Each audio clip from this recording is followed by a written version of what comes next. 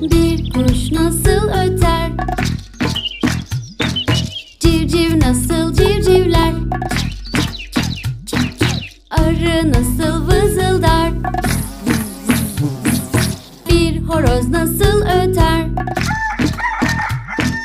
Hayvanlar dost canlılar, onlara çok iyi davran. Dünyadaki tüm hayvanları besle, koru, yaşat ve sev.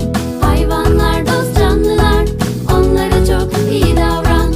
Dünyadaki tüm hayvanları besle, koru, yaşat ve sev. Bir ördek nasıl öter? Bir kuzu nasıl meler?